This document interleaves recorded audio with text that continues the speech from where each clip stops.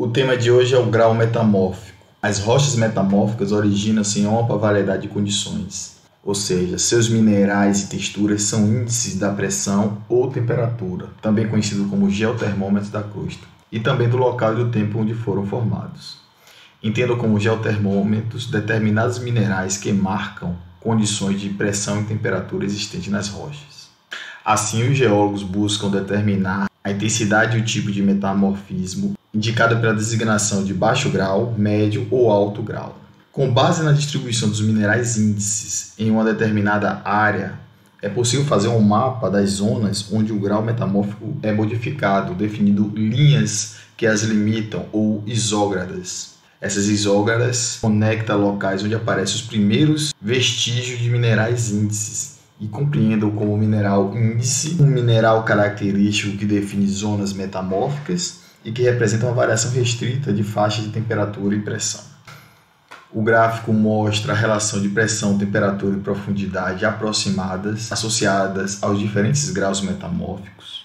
Vamos iniciar nossa análise com o protólito sedimentar pelítico, representado por folheiros, e uma faixa de arenitos intercaladas, com a composição inicial de argilominerais e quartzo.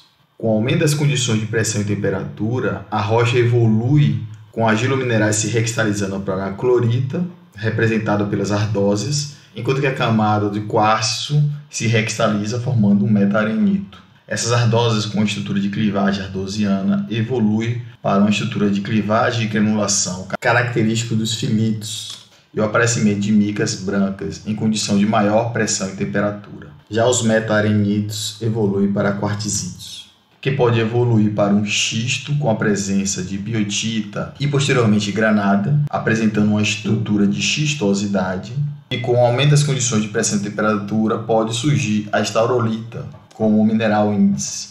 Esse xisto pode evoluir para uma estrutura de segregação metamórfica representada pelo bandamento gnáisico, em alto grau metamórfico com a presença de minerais índices como silimanita e cafedspato. Dessa forma, é possível cartografar o surgimento desses minerais índices através de um mapa que ilustra as zonas de graus metamórficos definido pelo surgimento de minerais índices, como pode ser mostrado na figura, definindo isolinhas que marcam o surgimento desses determinados minerais. A figura mostra a isógrada da clorita, da biotita, da granada, da estaurolita, da cianita e da silimanita, marcando um aumento do grau metamórfico nesse sentido. Em geral, o tipo de rocha metamórfica depende da composição mineralógica do protólito, definindo o que chamamos de face metamórfica, que é um agrupamento de rochas de várias composições minerais formadas sob o mesmo grau metamórfico dentro de um certo limite e podendo ter protólitos distintos. Dois pontos são essenciais para caracterizar o conceito de faces metamórficas. Protólitos com composições diferentes, submetidos ao mesmo grau metamórfico, resulta na formação de diferentes rochas metamórficas. Já protólitos de uma mesma composição, mas submetidos a diferentes graus metamórficos, também são formados diferentes rochas metamórficas. Dessa forma, a tabela mostra os minerais das principais faces metamórficas produzidos a partir das rochas parentais de composições distintas, um protólito pelítico como folheiro e um protólito ígneo como basalto, e as faces metamórficas resultantes produzindo uma paragênese mineral, no caso do metamorfismo do folheiro, como moscovita, clorita, quartzo e plagioclásio sódico, cujo mineral índice é representado pela clorita, na face xisto verde, que evolui na face anfibolito para moscovita, biotita, granada, quartzo, plagioclásio sódico, cálcico, com a biotita e a granada como minerais índices. Já na face granulito, apresenta granada, silimanita, plagioclásio, cálcico, sódico e quartzo, cujo mineral índice é a silimanita e a granada. Para a face eclogito, representada pela granada, piroxênio sódico e quartzo, cujo mineral índice corresponde ao piroxênio sódico e a granada. Já quando o metamorfismo é produzido através da evolução de um basalto, na fase xisto verde, o plagioclásio sódico, epídoto e clorita, com a clorita representando o mineral índice, que evolui para um efibólio, plagioclásio sódico e cálcico na fase anfibolito, cujo mineral índice é o anfibólio. Já na fase granulito, apresenta piroxênio cálcico e plagioclásio cálcico, cujo mineral índice é o piroxênio, enquanto que na fase eclogito apresenta piroxênio sódico e granada. Já a tabela mostra a correlação entre o grau metamórfico, as faces metamórficas e as principais paragêneses minerais de rochas metapelíticas e metabasálticas para o metamorfismo regional. Percebam que no grau metamórfico baixo, representado pela face xisto verde, e pelas zonas metamórficas da clorita, que com o aumento das condições de pressão e temperatura evolui para a biotita, e pela isógrada da granada. Esses metapelitos, uma evolução inicial de clorita, muscovita e quartzo, passa por surgimento da biotita com a clorita, muscovita e quartzo, posteriormente para a granada, biotita, muscovita, quartzo, com o início do desaparecimento da clorita. Já em relação aos metabasitos, compreende uma mesma paragênese mineral com clorita, actinolita, epídoto, albita e quartzo. Já o grau metamórfico médio, representado pela face metamórfica anfibolito, está representado pelas isógradas da estaurolita, cianita e silimanita, cuja paragênese mineral para os metapelitos é representada pelo surgimento da cianita com granada, biotita, muscovita e quartzo e o desaparecimento da estaurolita. Para a isógrada da silimanita, com o surgimento da silimanita, granada, café-de-espato, biotita, quartzo e o desaparecimento da muscovita. Já nos metabasitos, horniblenda e plagioclásio. Já no grau metamórfico alto, representado pela face granulito, estão associadas as isógradas da cordierita e do ortoproxênio. Hoje, a paragênese mineral para os metapelitos apresenta o surgimento da cordierita, com granada, café-de-espato e o desaparecimento da biotita e silimanita, que evolui para o surgimento de ortoproxênio com cordierita e granada. Já para os metabasitos, tem-se ortoproxênio, clinoproxênio, plagioclase e horniblenda. Assim, temos como minerais índices, graus e faces que descrevem o metamorfismo de baixo grau, representado pela clorita e silicita, presentes numa rocha como ardósia, que marca o início do metamorfismo de um protólito pelítico, que evolui para um filito com recristalização das silicitas para a muscovita, e posteriormente para um xisto, que pode apresentar biotita, granada, estaurolita e cianita com aumento do grau metamórfico, até surgimento de um gneiss, em condições de alto grau metamórfico, e o surgimento da silimanita.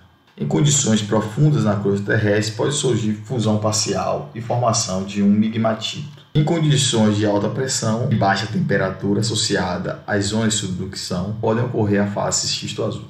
Assim, com o aumento do grau metamórfico, a composição do mineral muda e essas suítes minerais definem determinadas faces metamórficas. Essas faces metamórficas correspondem a uma combinação particular de condições de pressão e temperatura que podem ser utilizadas para indicar determinados ambientes tectônicos específicos.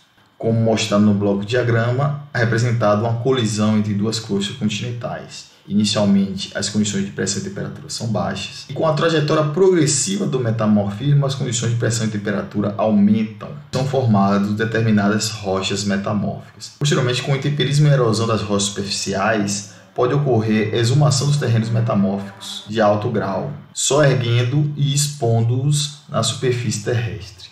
Dessa forma, podemos determinar as trajetórias de pressão e temperatura do metamorfismo e os ambientes tectônicos resultantes, começando pelo metamorfismo regional associado à colisão entre duas crostas continentais e a formação das cadeias de montanha, representada por um gradiente geotérmico normal de 30 graus por quilômetro, onde as rochas metamórficas evoluem das faces xisto verde para anfibolito, consequentemente para faces de alta pressão e temperatura, como a face granulito.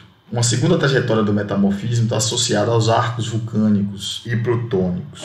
A diferença na trajetória PT dos arcos vulcânicos para a crosta continental intraplaca é que, para uma mesma faixa de profundidade, os arcos vulcânicos e plutônicos atingem temperaturas mais elevadas. Uma terceira evolução do metamorfismo é representada pelas zonas de subducção, associada ao metamorfismo de alta pressão e baixa temperatura, e a formação de faces metamórficas do tipo xisto azul, e eclogito com a desidratação da placa e as transformações metamórficas em profundidade. A última trajetória de pressão e temperatura está associada a condições de metamorfismo de contato, ou seja, alta temperatura e baixa pressão, formando as auréolas do metamorfismo. Essas trajetórias correspondem à história das modificações nas condições de pressão e temperatura e fornecem uma compreensão dos ambientes tectônicos relacionados ao metamorfismo. Dessa forma, podemos separar dois segmentos numa curva pressão-temperatura, o progressivo e o retrógrado. No metamorfismo progressivo,